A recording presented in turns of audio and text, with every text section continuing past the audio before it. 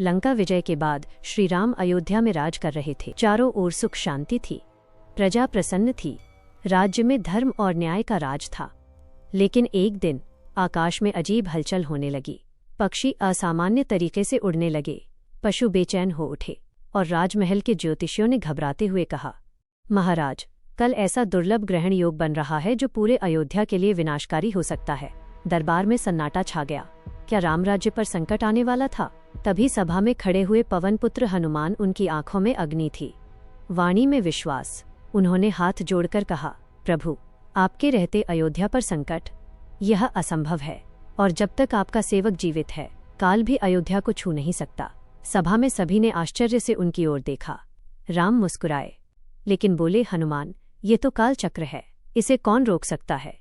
हनुमान ने दृढ़ स्वर में कहा, भक्ति से बड़ा कोई काल नहीं होता प्रभु। अगले ही क्षण हनुमान जी आकाश में उड़ चले। वे बादलों को चीरते हुए सीधे सूर्यलोक पहुंचे। वहां विराजमान थे तेजस्वी सूर्यदेव। हनुमान ने विनम्रता से प्रणाम किया, हे देव, यदि आपके ढक जाने से मेरे प्रभु के राज्य पर संकट आएगा तो कृपा कर इस ग्रहण को टाल दे। सूर्यदेव ने गंभीर स्वर में कहा, हे वानर श्रेष्ठ, यह काल का विधान है, इसे देवता भी नहीं रोक सकते। क्षणभर के लिए मौन छा गया। हनुमान की आंखें चमक उठीं। उन्होंने कहा, यदि देवता नहीं रोक सकते तो भक्त रोकेगा। इतना कहकर उन्होंने अपना विराट रूप धारण कर लिया। उनकी देह आकाश में फैलने लगी, पहाड़ों से ऊंची, बादलों से विशाल। जब ग्रहण का समय आया, हनुमान स्वयं सूर्य और अयोध्या के बीच खड़े हो गए। उनकी भक्ति की शक्ति से ग्रहों का प्रभाव कमजोर पड़ गया।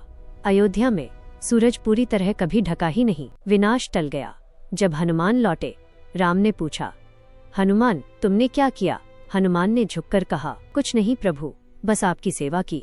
तभी आकाशवाणी हुई, जहाँ ऐसी भक्ति हो वहाँ काल भी हार जाता है।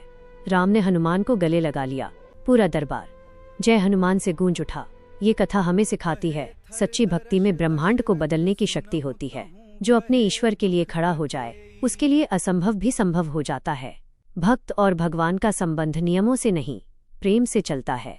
अगर आपको हनुमान जी की यह कथा पसंद आई हो तो कमेंट में लिखें, जय बजरंगबली। और ऐसे ही रहस्यमयी और शक्तिशाली कथाओं के लिए चैनल को सब्सक्राइब करें।